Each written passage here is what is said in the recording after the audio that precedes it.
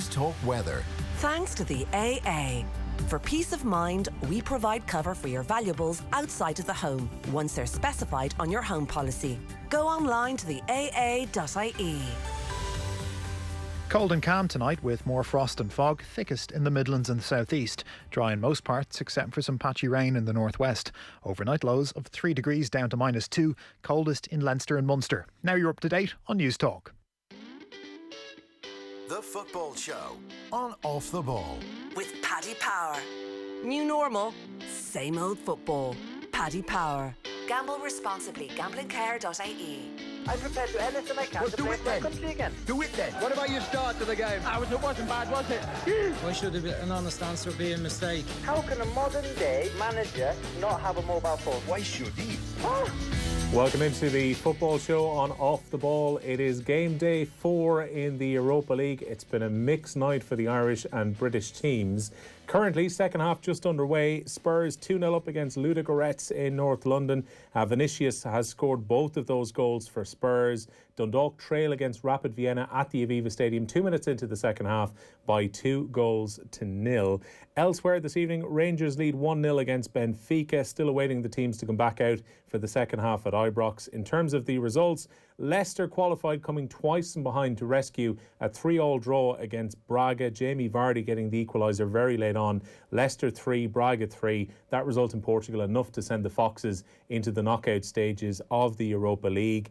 Elsewhere, Arsenal have qualified in Dundalk's group, 4 wins from 4. A very much second string Arsenal team winning in Norway this evening, beating Molde by 3-0. But Celtic's adventure in the Europa League is at an end in terms of qualification. 1 point picked up from their first 4 games, slumping to a 4-1 defeat away to Sparta Prague. The presenter of Team 33 here on Off the Ball, Enda Coll, is here with me. Enda, how are you getting on? Well, I was on OTB AM this morning talking about Celtic. You were angry on OTB AM. I was angry. How do you think I am? Probably a lot more angry after seeing Celtic lose 4-1. This is a horrific run of form now, Enda. This is 4 defeats in their last 9 games in all competitions. Meaningful football in terms of Europe is now at an end for the season with 2 games to go.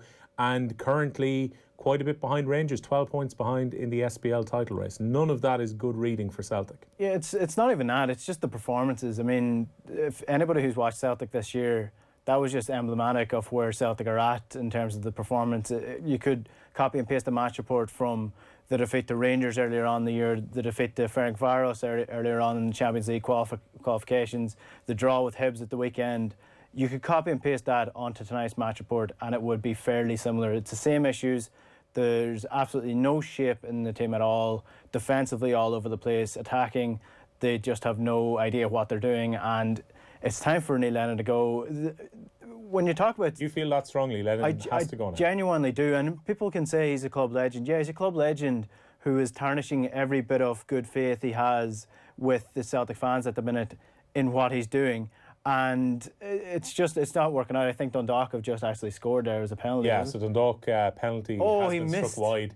It's a bad miss as well. So Dundalk missing a chance to get a lifeline back into the game. Penalty's been dragged just to the left of the post. Looked like it initially gone in, but it actually hits one of the back advertising boards and comes back out. So that's a golden opportunity missed by Dundalk early in the second half. Still plenty of time left, 43 minutes to go, but Dundalk still 2-0 down against Rapid Vienna. You were saying, before we were distracted by Dundalk being awarded a penalty there, that you reckon Neil Lennon has to go now, Enda. Give me the argument for getting rid of him. Genuinely, I can't give you an argument for him to stay. The form of Celtic has been as bad as that penalty was. It was just... when people talk about Scottish football, they always talk about the dominance and how it's a 2-team league, and for a long time it was a 1-team league, and that is true to an extent. Celtic are now failing on all fronts. The only way, if you're playing in a league like that, or you're dominating like that, there's 2 ways of measuring your success. That's beating the one team that's challenging you, and that's Rangers, and then European success. They've fallen short year after year in Europe now over the last couple of years. They were embarrassed in the Champions League qualifiers this year. They scraped into the Europa League, and now they've just been knocked out of a group that does not contain teams that are unbeatable. They're playing Lille, Sparta Prague, who they should be beating, and fair enough, AC Milan are doing very well this year. You don't really expect them to be top in the group. You expect them to do something. 1 point from 4 games, it's just not good enough. And we're currently looking at a situation where the board has two choices. It's get rid of Neil Lennon now, get a bounce, and you still have plenty of the season to go into with a very strong squad of players, or you can continue on with Neil Lennon now, nothing changes, Celtic ruin their chance of 10 in a row, and they do nothing in Europe. And that's as simple as it. That's what the choice the board have, and I know what choice I'll be making. The argument was made for a while, Enda, that maybe the board might be somewhat culpable about Celtic's drop-off in standards, because when Rangers came back into the SPL, Celtic were still coasting. You've got Brendan Rodgers sweeping up every cup every season before he goes back to the Premier League to join Leicester City a little bit over a year ago. Neil Lennon comes back into the club, and there was that argument being made that maybe Celtic weren't investing into the team. But they opened up the chequebook quite a bit in the summer just gone by, and they also kept Odsonne Edouard. So the feeling would have been for Celtic going into this that they had a squad very much capable of completing that 10 in a row. Yeah, you're looking at Celtic's squad, and it's as good as it has been on paper in years, but it's just not working out. They aren't performing to the level that they are. Players do have to take responsibility in this as well, but they don't have a system. I mean, the difference between Brendan Rodgers and Neil Lennon is that the players play to a very clear system, and they knew what they were doing. Fair enough, they failed in Europe, and Neil Lennon has been given a lot of credit for what he achieved in Europe. For example, the Barcelona win in his first tenure in 2012, and then again Lazio then last season. And you have to give credit where credit is due, but the team is not set up for anything this year. They bought players for a 3-5-2 formation who don't really suit the 3-5-2 formation. And then you're left with a squad of misfits. For example, Laxalt, who they took in from AC Milan this year, he's a winger. He's not a wing back. Which was a much hyped signing as well. The feeling was he'd be bringing the team to a next level. And I suppose the reason behind that, and the reason they had faith in that, was because they had Greg Taylor playing at left back, who is very much an average squad player. Like he'll do against your Hibs or your Ross Counties or your Aberdeens, but he won't do in the European nights. And Laxalt would have been seen as the player that would actually do that. But the problem with Laxalt is that he's a winger who doesn't come back.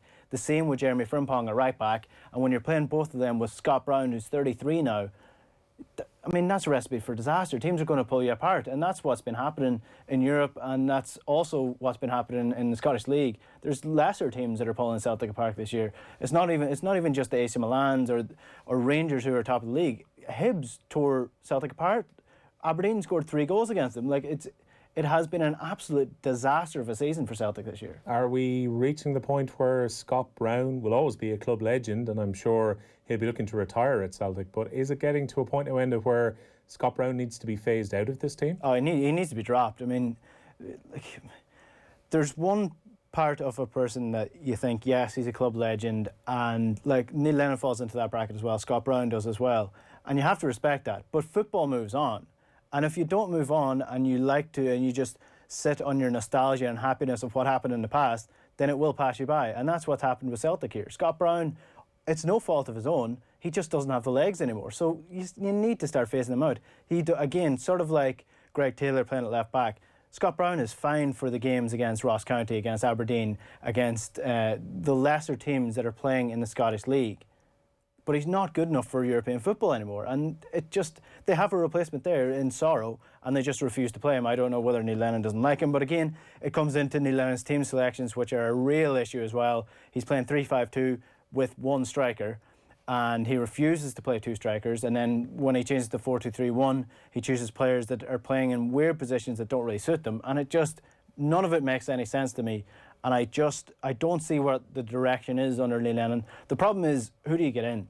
Who comes in the middle of a season in Glasgow? Because people underestimate how much of a bubble Glasgow actually is in terms of the frustration, the anger, the hostility within the city itself. How attractive a job is this? Given I think there's a game in hand, but Rangers I are do 12 think points clear. It's a bad job, but if you succeed, you are forever written in the history books of Celtic Football Club. And I don't know how much that means to people. I do think Celtic fans overblow what it actually means to people outside of the club, what this 10 in a row title means.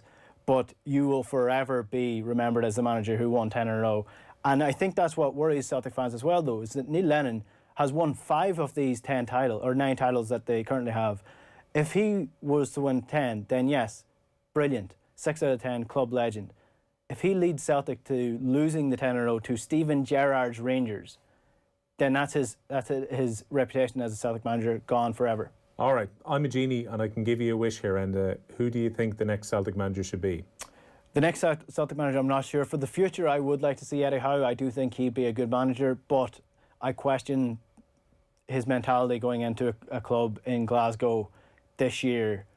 Next year, I'd like to see him taken on, but I'm not sure who comes in and finishes this job. So your argument would be Eddie Howe is a squad builder. We've seen what he's done at Bournemouth. It's about survival and getting his team playing nice football, but mightn't necessarily be the cutthroat kind of manager that needs to go and cut down this ground on Rangers. Yeah, inevitably you're going to have a bounce, right? So Eddie Howe could be the man who does it. He comes in, refreshes everything, and they do go on and win the title. And then you have your manager there to build for the future, because the league doesn't end after 10 in a row. It continues on. So you need to keep building, and Celtic have lost ground massively in Europe. So that's where they need to improve. But you do need a manager of real character and real just strong will to come in and lift this out in a 10 in a row season. So I don't know if Eddie Howe's the man. I don't know who is. Maybe Gordon Strachan's the man. I don't know if he is. Well, we'll see who ends up in the hot seat and whether Neil Lennon stays on, because a lot of cash is maybe built up by being a club legend, as Enda mentioned. Johnny Ward is with us as well. Johnny, good evening to you. Good evening, Will. Good evening to Enda. Good evening to you all. When it comes to Celtic, Johnny, is this a surprise where they found themselves a dozen games into the season that they're as far behind in the title race to Rangers as they are, and the fact that they're out of Europe after just 4 games? Yeah, it is a surprise. I think they're probably not helped by the fact that they've nobody supporting them at the moment. I think particularly in Europe, we've seen statistics now of where there have been more Premier League victories for away teams than home teams this season. I think, to be fair to Celtic, that crowd is a massive, bonus for them in Europe, and I think that's been an issue. I haven't seen much of them, to be honest, this season. Obviously, Duffy's problems there are kind of reflected in the international setup as well. But it was bleak tonight looking back at the goals there just for watching the Dundalk game. It seemed to be giving away a lot of sloppy goals, and interesting to listen to Enda there. I think they'd probably bite off Eddie Howe's hand, really, would they? I'm not sure how attractive that job would be to a lot of suitors. I think Eddie Howe would be a great appointment if they could get him. Well, Rapid Vienna have, in the background, while Johnny was talking about Celtic, scored a 3rd goal. And this has kind of turned things around pretty quickly, Johnny, because Dundalk had a penalty. You're thinking 2-0 down at half-time, 2 good goals for Rapid Vienna. This is a lifeline to get back in the game. Penalty is missed. And now at the far end, Rapid Vienna have been clinical. Pretty decent piece of play on the edge of the box and a really good finish. Yeah, it's so frustrating, Will.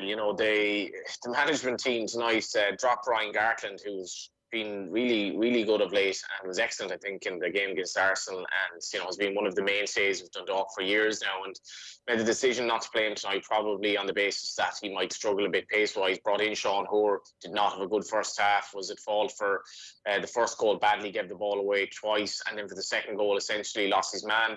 But despite all of that, Giovanni, he's the manager, he's not afraid to make changes, and he brings in 2 changes at half-time, Daniel Kelly and Nathan Adua, and straight away that essentially pays off. Adua misses a great chance from a header, and then from the actually resulting kick-out, Daniel Kelly basically robs the centre-back and is clipped and goes down for a penalty.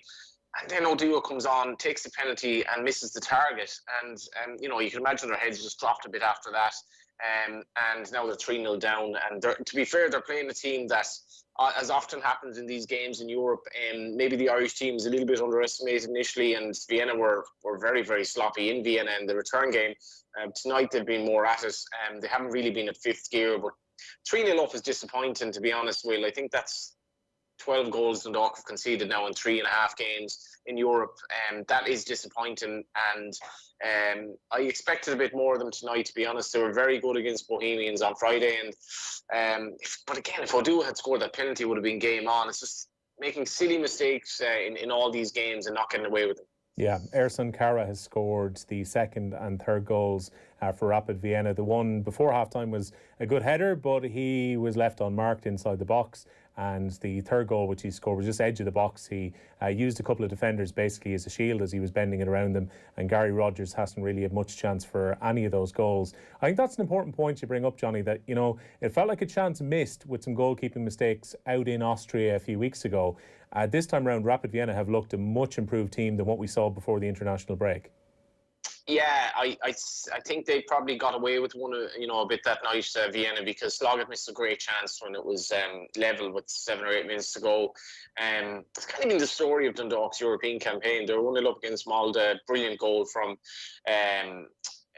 Sean Murray, who's gotten 3 headers away from home in Europe. And second half, then they just weren't really at it against Arsenal.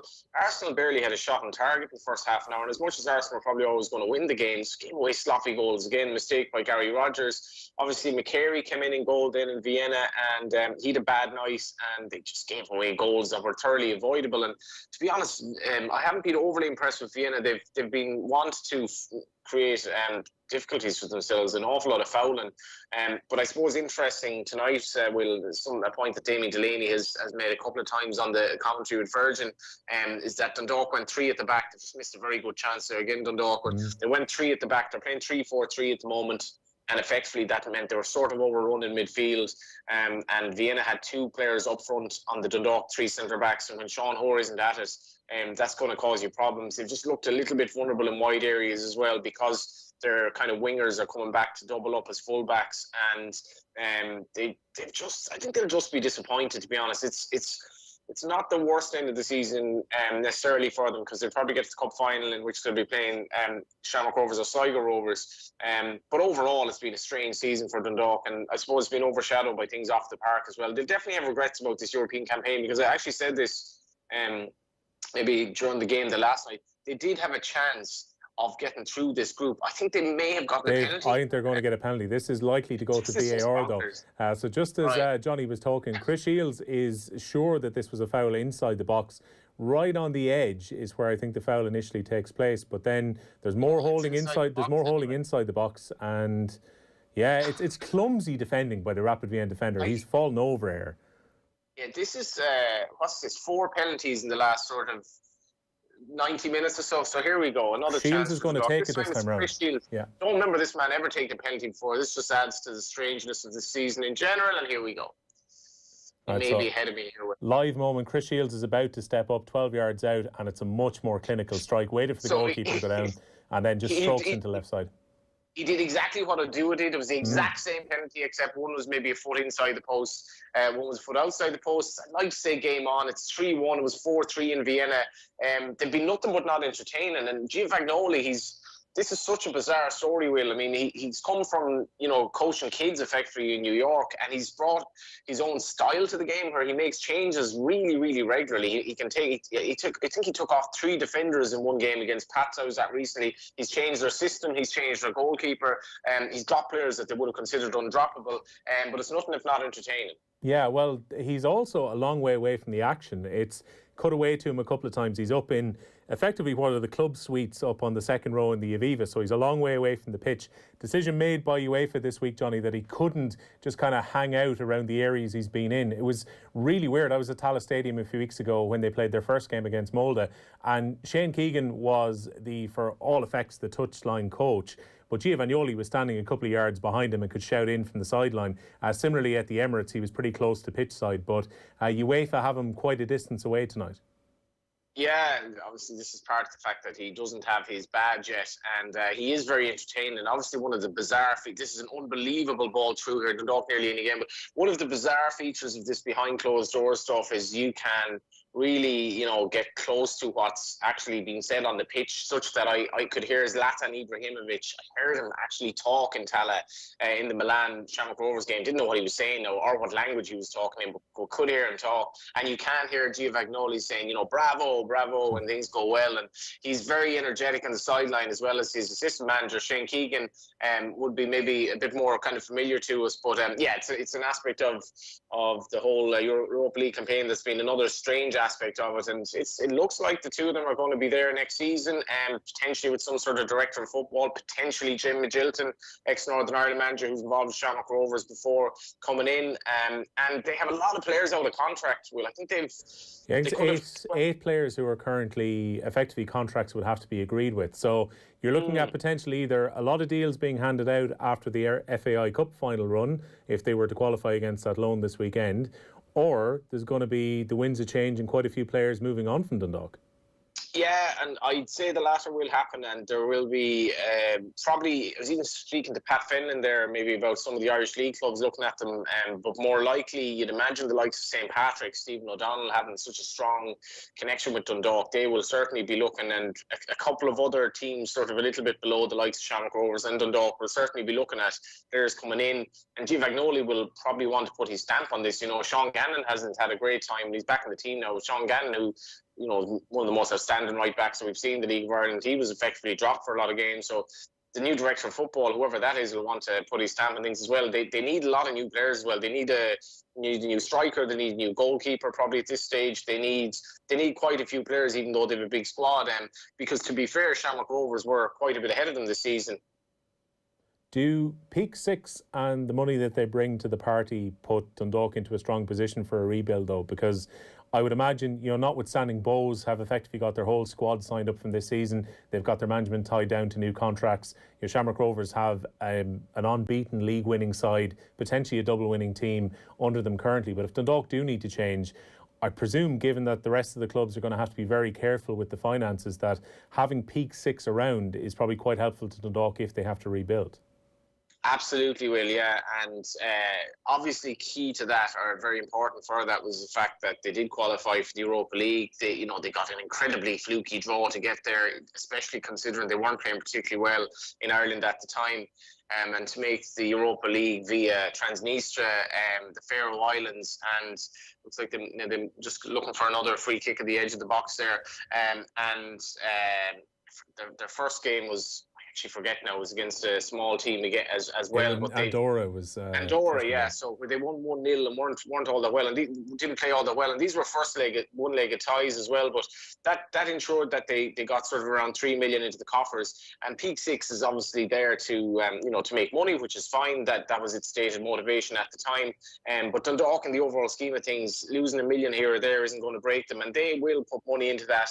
They have an eccentric guy now, kind of, who's been running the show there, Bill Hustler, who's said a few strange things, probably done a few strange things, but he is at the helm, and he's probably happy to put money in. He said he's going to throw money at it next season to win the treble, and if that's the case, still they won't be failing against Shamrock Rovers for lack of financial clout. And the one thing is, I'm not sure if it's quite as an attractive a club to go to maybe as it was before. They do have good facilities, and it won't be for lack of money, but I do think they do need change as well to come back to the level that they were at, because this season has been sort of patchy. And particularly players having to come in key positions, as you mentioned. This weekend we've got the Extra.ie FAI Cup semi-finals, the final the week afterwards. Dundalk will be in action 7 o'clock on Sunday when they go to Athlone Town. As romantic as that story is for Athlone, Johnny, given they haven't been to a cup semi-final since 1998, it's going to be very tricky for them. I would imagine a big part of Athlone's problem coming into this for Adrian Carberry is that their players haven't played a competitive game in such a long time. They've had to hang around for this FAI Cup semi-final after their win against Shelbourne. It's very difficult to see them upset Dundalk on Sunday. Yeah, I guess that would be your local club, would it? It would, yeah. Yeah, it's actually my local club as well. I'd be closer to Athlone than Galway, and staggering to hear how Athlone had only been in the Premier Division once in something like 25 years, I think was a stat I heard recently. That was, I think, when Keith Long was in charge. And when you think Athlone hosting AC Milan all those years ago, but Athlone was a real soccer town, and I think Adrian Carberry's done a great job. There's maybe a regime in Athlone that's kind of, a lot of fans seem disenfranchised. They weren't too happy going to the games, and maybe a lot of fans have fallen away, and this season that wasn't a factor. But if they were there, they'd be really buoyed by what they've done. And Adrian Carberry's brought in young players. He's brought in kind of players from around the area, some players from Galway. Ryan Manning's brother Ronan's had a really key role there, and they were well worth their victory against Shells in the quarterfinals as well. And it's fantastic for Athlone. And they seem to be doing quite a lot of good work at underage level. They have a good ground there in Lissy Woolen, AstroTurf set up, but Dundalk are kind of strange this season. Well, they seem to turn it on when they need to, and this has been a massive task. I'm sure they're 20-25 to 1 shots or something like that. Yeah, no, it would be absolutely massive if they were to pull it off. And Adrian Carberry played the last time Athlone Town were in a semi-final back in 1998. The other semi-final we got set up last night with Sligo Rovers having to play and having to come through on penalties. I'm sure that's a bit of a disadvantage for them coming into the game against the best team in the country this weekend when they take on Shamrock Rovers. It's a pretty quick turnaround after playing 120 plus minutes last night. Yeah, I think they'll be okay in that regard. Like, it's been a strange season. It's, you know, what we have 18 games in the league, and you know, so a couple of games in the cups. Really, these players have played 20 games now. They were obviously off for a long time, but I don't think it'll be a big issue. That, you know, Rovers go into the game a small bit cold. They haven't had many competitive games. They've played in an absolute mudbat up in Ballybuffet and came through with some very, very conscientious refereeing decisions. But to be fair to Rovers, at least a couple of those penalties were pretty questionable. I would have to agree with you there. But I suppose by hook or by crook, they got the job done. Now, the last time they played Sligo and Tala, they battered them. But Sligo were actually good against Rovers earlier on in the season. I think it was 3-2 when they clashed earlier in the season to Showgrounds. They kind of see this as a bit of you know, it's kind of bonus territory for Sligo. Having finished fourth in the league, which itself was an unbelievable achievement considering they lost the first 4 games, they'll kind of think that they're into the bonus territory of, if we win, great. If we don't, it's fine. We're playing Shamrock Rovers, and for some reason I give them a bit of a squeak. I think they have a lot of quality in their team, and they've kind of found maybe a back four that seems to suit them with Mahon and Buckley there. I'm not sure about young Morahan, who I must mention, he's had an outstanding season. Speaking to their PRO, Rory Houston, he would suggest he's probably nearly their player of the season. And he's a young kid from Leitrim. I think it's fantastic to see a lad from Leitrim playing at League of Ireland level and having come through their underage system. So he was out for the game against Derry last night. I'm not sure if he'll be back or not, so that'll be important. But they do have players in the midfield area, and they have enough quality to give this a go. They beat Dundalk twice this season, Sligo, and as I said, they will see this as bonus territory. Shamrock Rovers, it might be a small bit distracted by, you know, they've won the league. What's going to happen with Jack Byrne? Maybe they'll slightly catch them on the hop a bit in Tallaght. Shamrock Rovers should win, but I think Sligo are good enough to give them a game. 2 interesting semi-finals coming up this weekend. Tottenham have just scored a third and a fourth goal in the last few moments against Ludogorets.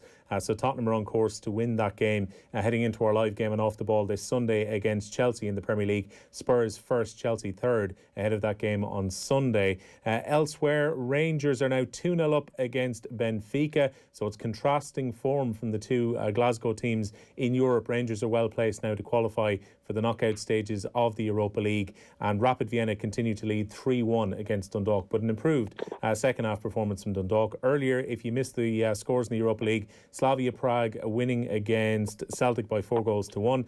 So Celtic are out with 2 games to go. Arsenal winning against Molde by 3-0. Arsenal have qualified for the round of 16. Leicester also into the knockout stages, coming from behind to rescue a late 3-3 draw in Portugal away to Braga. Johnny, elsewhere, Maradona, obviously very sad passing. We were hearing from John Giles a little bit earlier on about playing against Maradona in 78 and in 79. I know you were waxing lyrical about Maradona, and it's impossible not to do so. In your World Cup memories with John Duggan and with Dan McDonnell earlier this summer, when you look back at the 1986 World Cup, and you know, having rewatched the documentary again last night on More 4, I can't think of too many players who've had such an impact on their team winning a World Cup than Maradona had in '86.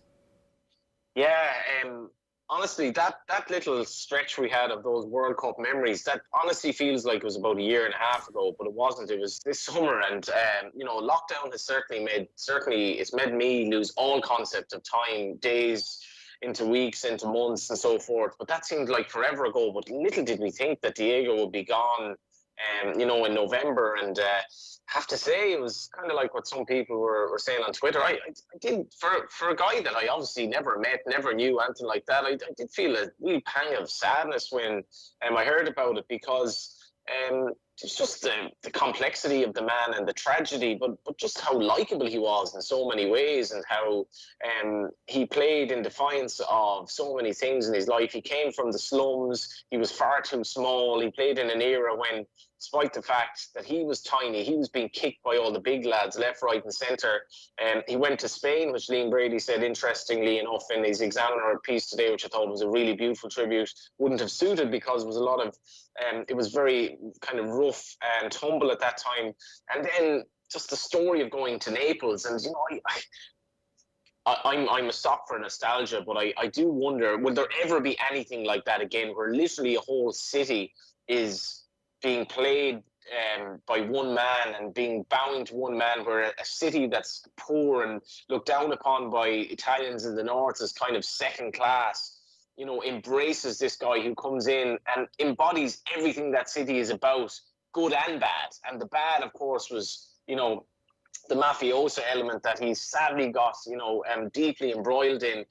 And he lived in an absolute bubble. And you can only imagine how difficult his life was. And that beautiful movie that you referenced, I watched that in the IFI when it came out.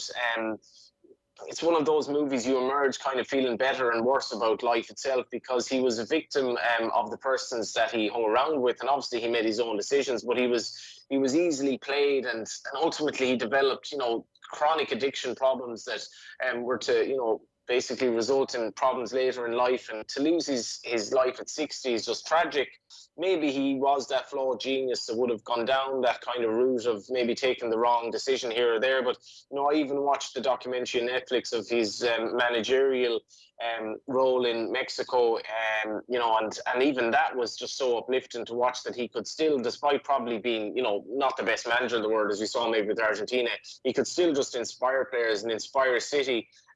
And you do look back on that, time in Naples in the early 90s and wonder, will that ever happen again in the modern day of football? Will a player, with, even all the money he was on, go to a city and lift that city and be something of a god really over there? And I suppose he gave hope to kids, Will, who maybe found that when they played football, it wasn't easy for them because they were smaller and, they got kicked about a bit. Diego was tiny, but he was by far the best and nobody could get near him. And the way he treated the ball as almost an extension of his body. And, I'm sure many of you listening or watching in have watched the little video of him warming up before a Napoli game, what he does with the football and dancing. And he was a bit like, that line in the Yeats poem, how can you tell the dancer from the dance? Diego was the art of the football, and it was hard to tell the artist from the art. He was that beautiful, and it was really, really sad. I suppose as Keith Duggan wrote in a beautiful piece in the Times today, it was sad, if not entirely unexpected, but I think a little part of me died yesterday. Yeah, I think as well, Johnny, for a lot of people who would have watched that 1986 World Cup, maybe at a time when they were youngsters watching it, this was the time to see some of these players that maybe you would have heard about. Like, there's this fantastic player who went to Barcelona for all this money. Here he is now in 1986 in a World Cup where he's expected to dominate. It's not like now where there's a YouTube video on every single player across the world. There's a certain amount of the unknown about sitting down to watch a World Cup, where it's one of those rare times that a whole tournament is played out on TV. Absolutely, Will. And again, that was the point that Keith Duggan made in his article today, that less is more. We're basically, football is kind of, I suppose, it's poured down our throats at this stage. It's on, left, right and centre. The Premier League, obviously, it's rare to actually see your best team playing at 3 o'clock anymore. The games are all over the place, even before COVID. And basically any game you want now, you can find online if you really want to watch the game. And in a way, the easier, it's kind of like your relations, maybe in America, or your friends. The easier they are to contact now, the less likely you are to actually see them or contact them, because it's just too easy. And football was a lot more mystical in those days, because you didn't know the players, and the World Cup was a genuinely wonderous thing. And I think 1986, again, reflecting on our World Cup series during the summer, I think that was a very, very seminal moment for a lot of, football fans in this part of the world. And to see a player like that, to see the magic of him. And when he came to Lansdowne Road as a kid, I think he was only 18 at the time in the early 80s. Or was it 79? Yeah, 79 he first came here, played in 1980 as well, so he was 18 and 19. And John Giles was, I think it was John Giles' last game, and Liam Brady was talking about one great departing, and the match report that he looked back on was saying, but the game was just basically taken over by this guy, and he would have been absolutely magical. And I suppose my own little story was my cousin from England sending over these clothes to us as a kid that basically his own kids had outgrown, and I was a little bit younger, and I got this Argentina jersey that was a very crude O'Neill's retake of an Argentina jersey, but I didn't know the difference, and it had Maradona 10 on the back, and I was absolutely mesmerised, and I felt like the coolest kid in the school because I had this Maradona jersey, and I remember thinking that I could grow like 2 feet longer or 2 feet taller wearing that jersey because Maradona was just, we were just mesmerised by him, and I think he basically promoted football. He got people into football who watched him and thought, yeah, this is pretty amazing. I want to be Maradona.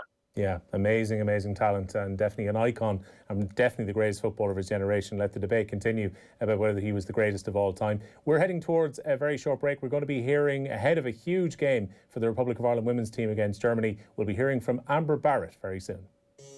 Football on Off the Ball. With Paddy Power. New normal, same old football. Paddy Power. Gamble responsibly. Gamblingcare.ie. This weekend, News Talk and Champion Green have come together to support local businesses right across the country by turning Black Friday green. I'm Philip Conopik, Country Manager for Visa in Ireland. Local businesses are at the heart and soul of our communities. I've been truly inspired by the resilience and spirit they have shown over the past year. Where you shop matters, now more than ever. So let's all show our support by shopping local and championing green wherever possible. Shop local, click local and give local this Christmas. Take the pledge to Champion Green now at championgreen.ie. Proudly supported by News Talk. Because it's up to us. Right now at the AA, we're offering €100 of car insurance when you purchase online. And up to 10% off your quote when you buy AA membership. Who's got clever car insurance? For our best value car insurance, go online to the AA.ie. Terms and conditions apply. Minimum premium of €280 applies. New business policies only. AA Ireland Limited Trading as AA Insurance is regulated by the Central Bank of Ireland. At Centra, we have everything you need for Christmas. Like inspired by Centra Christmas puddings now half price. Save 33% on Centra fresh Irish beef round roast, now €8.03 per kilo. And until Sunday, our Christmas cracker offer on Hornhead Sauvignon Blanc and Malbec wine, 2 for €15. Centra, live every day. Enjoy Call sensibly. Looking for professional tools and safety supplies? Then you need CoalfieldIndustrial.com. One of Ireland's largest Irish-owned suppliers with over 50,000 items in stock. CoalfieldIndustrial.com offers quality tools, safety gear and equipment from all the top brands like DeWalt, Snickers, Bosch, Stanley, Baco and more. So whether you're a professional tradesman or a DIY enthusiast, shop online at CoalfieldIndustrial.com. How a cup of Rosa coffee can help you and others make each day a little better. For the 4th year running, Maxol is donating 10 cents from every cup of Rosa coffee to Aware until the 31st of December to help provide free support lines and mental health courses for everyone who needs it during the pandemic and beyond. So, pick up a delicious hot drink and discover how a Rosa coffee for you is a gift for Aware this Christmas. Maxol, at the heart of it. Get Sky Sports and Sports Extra, half price for 6 months. What an opportunity here! Watch old rivals take on new competition in the Autumn Nations Cup live on Premier Sports. That's wonderful work. Catch all the drama with exclusive international rugby. Done it again! Get Sky Sports, BT Sports and Premier Sports all half price for 6 months. Oh, that's a strong finish. Search Sky Sports Sale today. New sports customers only. Standard pricing applies after 6 months or cancelling one element of the bundle. Minimum term and further terms apply. Bet smart this season with stat betting on the Boyle Sports app. Bet on shots, shots on target, tackles, passes, assists and more, all powered by Opta. Plus, put your feet up and cheer your bets home with free live streaming on every UK and Irish horse race. Why not check out the hottest action on the biggest sporting events right now on the Boyle Sports app. Boyle Sports. This is betting. Need help? Contact gamblingcare.ie. 18+. There's a lot of confusion about Brexit, but Declaron is here to help. From January 1st, importing or exporting between Ireland and the UK will need customs declarations to Irish revenue. Declaron can help you clear your goods faster and ensure your business is compliant. So take back some control on Brexit. Register at declaron.ie to secure us as your customs clearance agent.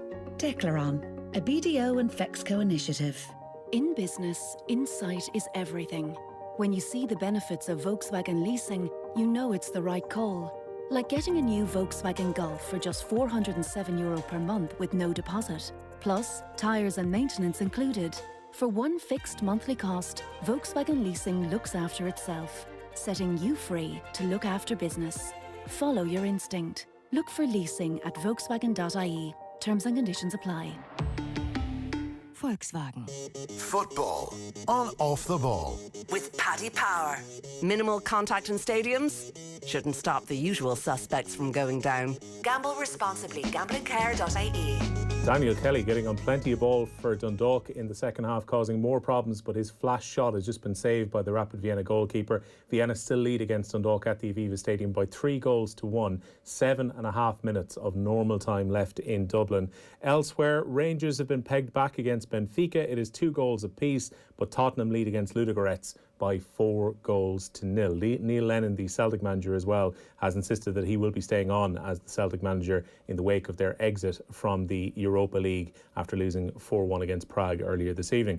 Now it's crunch time for the Irish women's team next Tuesday when they take on unbeaten Germany in the last round of the Europa 2021 qualifiers. They will have to better Ukraine's result against Montenegro, which would be expected to be a win if they're to qualify for the playoffs, while a win could nab Ireland an automatic qualification place.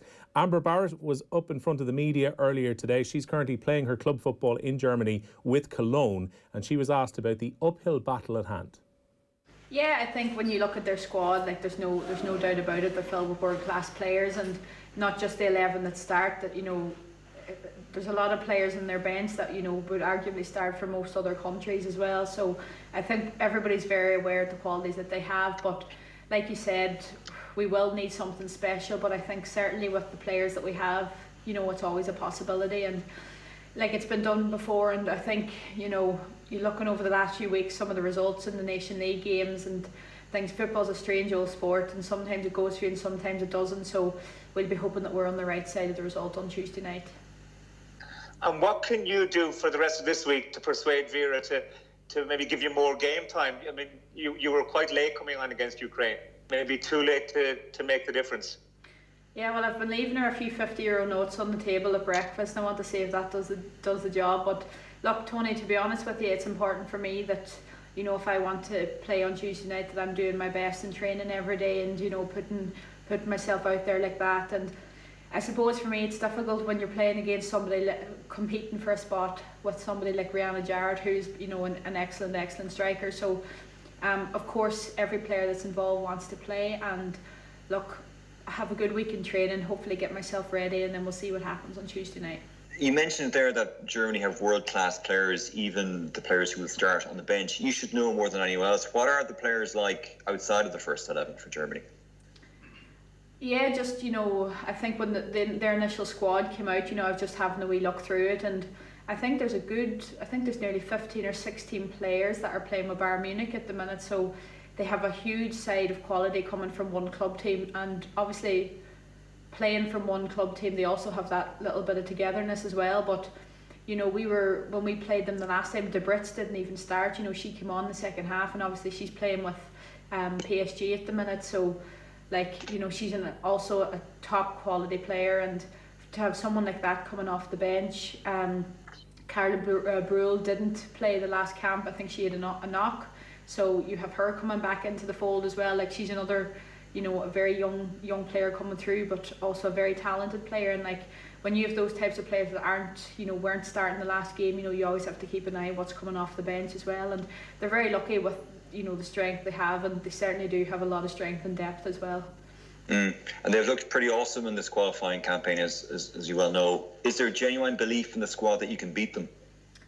Well, to be honest with you, if there's not, we shouldn't even bother coming out on Tuesday night.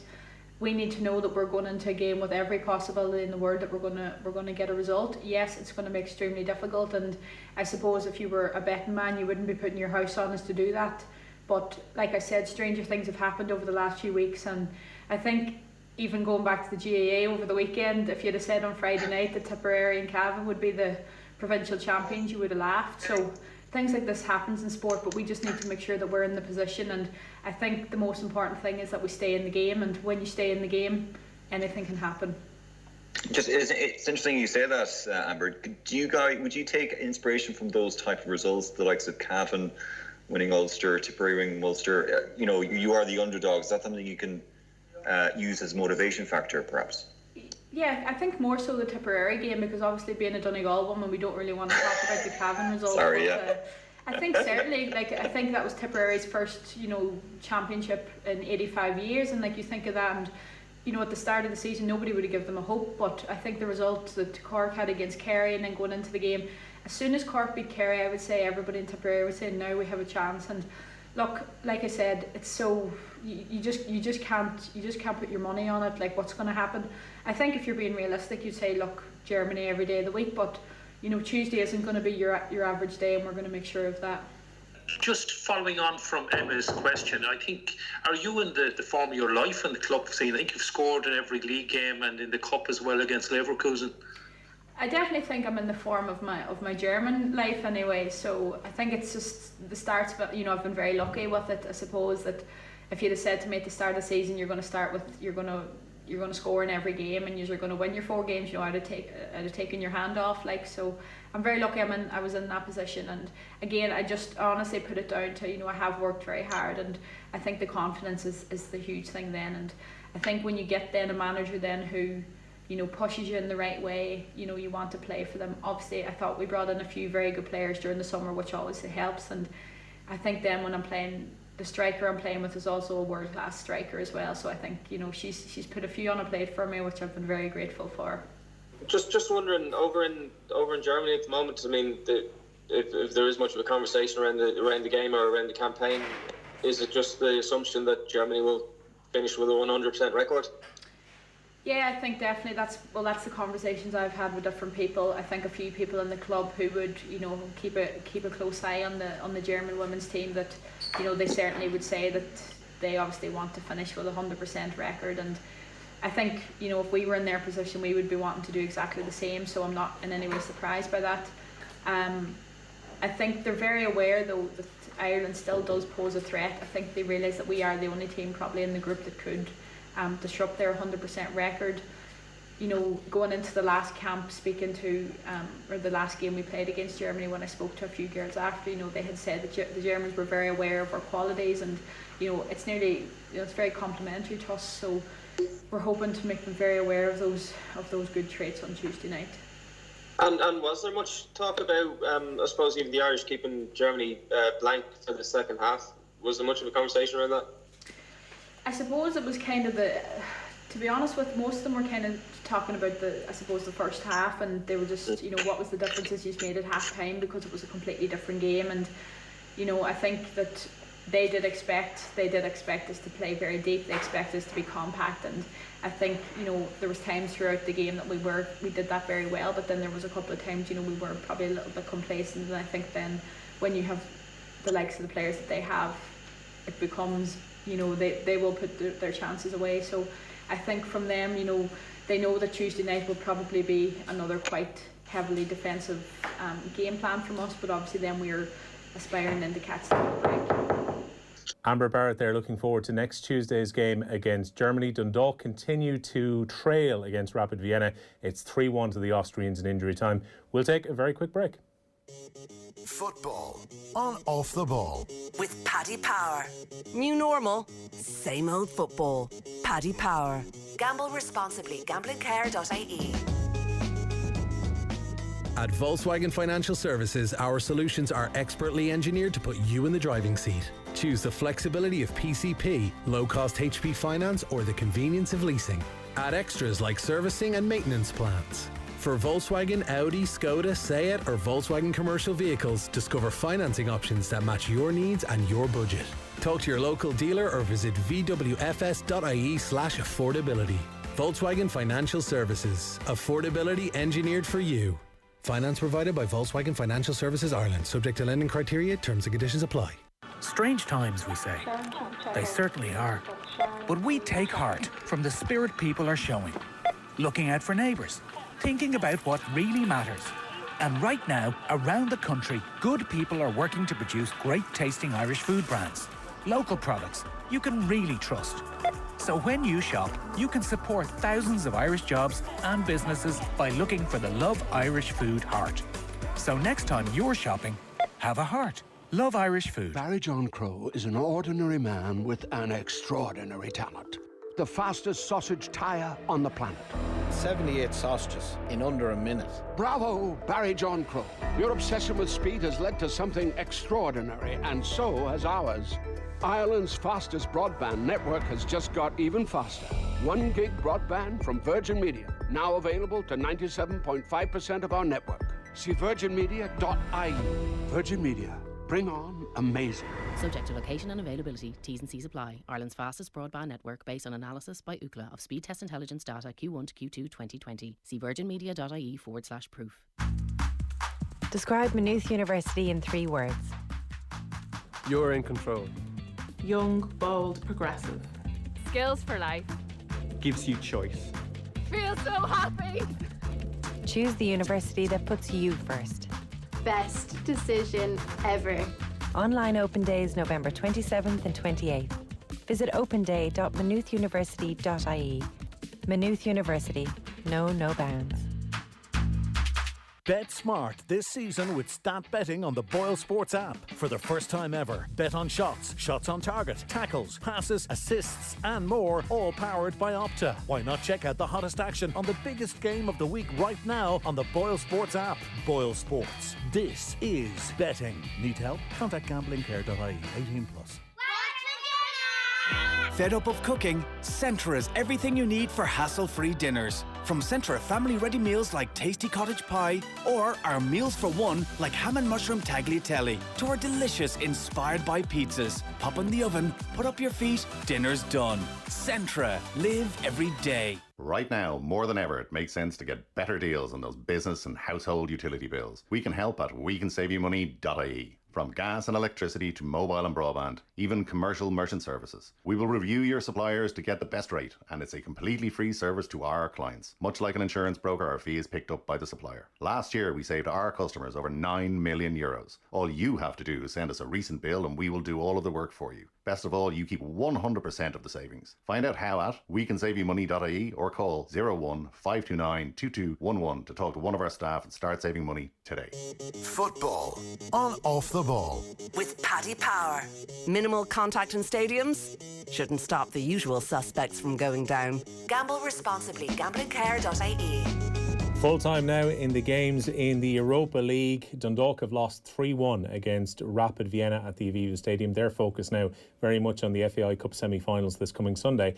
Tottenham have got their bid to qualify back on course. They're up to second place in their group after a 4-0 home win against Ludogorets. Spurs will next be in action in our live game on Sunday on Off the Ball when they go up against Chelsea in a meeting of 2 of the top 3. Elsewhere, Rangers are still in the qualification spots, top of their group currently, but they let a 2-0 lead slip in drawing 2-2 against Benfica in Glasgow this evening. Earlier, Celtic, their chances of qualifying for the Europa League knockout stages were ended by a 4-1 defeat on the road against Sparta Prague. AC Milan are still top of Celtic's group after their 1-1 draw away to Lille. Arsenal can look forward to knockout football after Christmas in the Europa League. They beat Molde by 3-0 in Dundalk's group, and Leicester have also qualified for the knockout stages of the competition. They drew against Braga it was 3-3 in the end. Leicester were behind twice in that game, but Leicester coming back to rescue themselves a draw, and what proved to be a pretty crucial result for them. Now, just to remind you that you can catch up on all of this morning's sports news and every weekday morning by listening in to the OTB Brief podcast. It's brought to you by Seadrill, which is the new name for Tegrill, your partner in roofing for generations to come. John Duggan will be recapping all of tonight's Champions League action in the morning, and whatever other news will break between now and then. Tomorrow's OTB AM, of course, will be live from 7:30 on OTB Sports Radio and the OTB Sports app. The lads will be rating the moustaches grown by the Off the Ball presenter team in the Movember Power Rankings. Tomorrow night we'll be live from 7 p.m. speaking to Ireland boss Vera Pauw, and we'll also have an interview with top trainer Henry de Bromhead on Friday Night Racing. That's our lot for the evening. Tom Dunn is up next. Good luck. Give my ball any autograph.